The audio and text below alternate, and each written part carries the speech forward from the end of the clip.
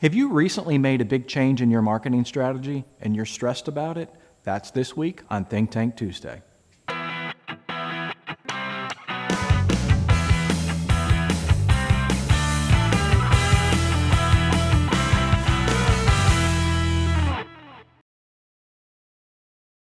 Hi, this is Paul Potratz, and welcome to this week's Think Tank Tuesday. You know, I talk to business owners and marketers and dealers all over the country, and there's one thing that's for sure, and that's that they're taking the traditional ad dollars and putting it into a digital strategy.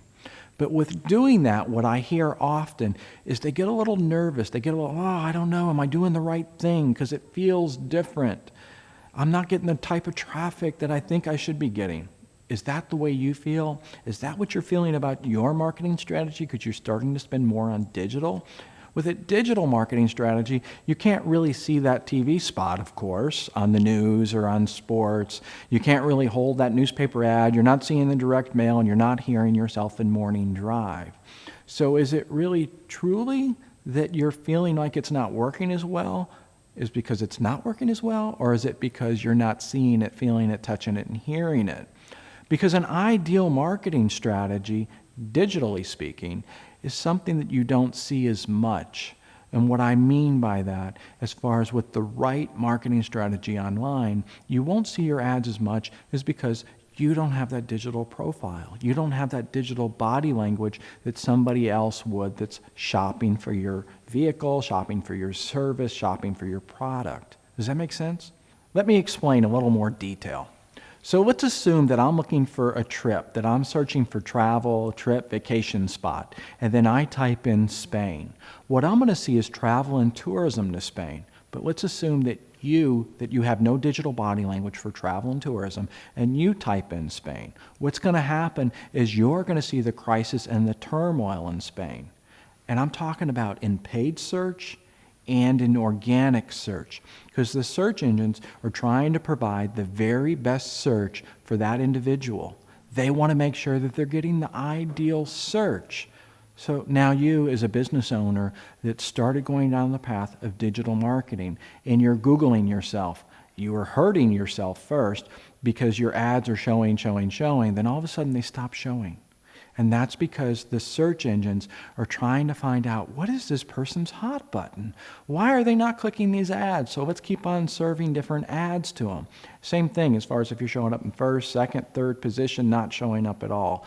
So I hope that makes sense. So if you're having that buyer's remorse, if you're getting stressed over the digital marketing strategy, there's some things that you can put in place to feel better about it.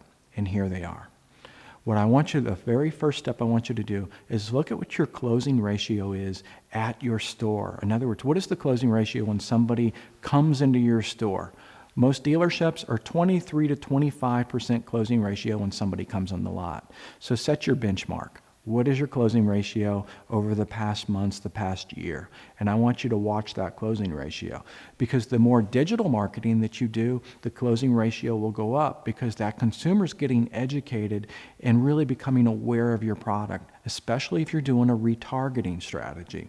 So that's the first benchmark I want you to set. The next benchmark I want you to set is looking at what is the traffic coming to your website, what is the unique visits to your website, and what is the returning visits to your website. So there you go. Set your benchmark of what it was in the past and watch that. Now let's talk about time on site and why it's so critical. Time spent on your website is very important. I want you to look at that, because part of your digital marketing strategy should be a content development strategy. In other words, building content on your website so that consumer that's coming to your website can engage with your website. They can learn. Your website becomes a resource. We talked about that in a past video. Is your website a giving website or a taking website? So watch that video.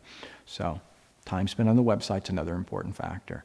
Then the conversions. In other words, what is the conversion? What is the percentage of people that come to your website and fill in a form? I don't want you to make that the be-all, end-all, because that's definitely not what it is. Because there's individuals that will fill in a form, and there's individuals that won't fill in a form. Me personally, I will never fill in a form because I feel like I'm going to get bad emails, I'm going to be harassed, or somebody's not going to get back to me. So, but do definitely look at how many people are filling in the forms. What I also want you to do is look at how many people are abandoning the form. In other words, they click on a page to fill in that form and they don't fill in that form. That's an important factor to see where the conversion's at. You're probably going to have to do that through heat mapping or eye tracking. The next thing I want you to definitely do is look at your phone calls. How many phone calls are you generating? How many hang-ups are you doing? And what is the conversion off the phone calls? Because a digital marketing strategy, everything works together. It's not like a direct mail that, oh, we're going to do this strategy and we're going to sell 100 more cars. No, it's pieces of the puzzle and they all work off one another. And with digital, when I talk about digital, oftentimes people think as far as pay-per-click, search, display. Don't forget about social ads like Facebook. It's a definite player. And then what about Twitter ads? It's growing, more opportunities. So again, set your benchmarks, track it, and continue on. There's some other benchmarks that you can put in place, but start with those. And then later on in these videos, I'm going to talk about some other benchmarks, but I don't want you to be overwhelmed. So start with those and start watching it and make sure it's part of your marketing meeting. Make sure it's part of your sales meeting. And then of course, the be all end all, as far as out of those leads, those phone calls, those conversions, how many vehicles did you sell? How many service appointments did you get?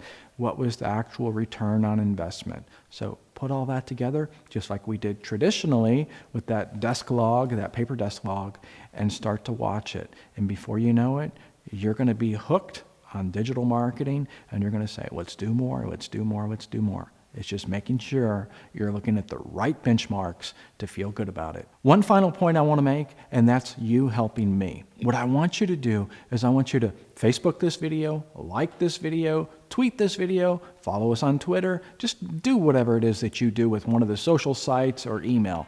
Just basically send this video to a friend and tell them they need to watch it. Thanks a lot, and I'll see you next week.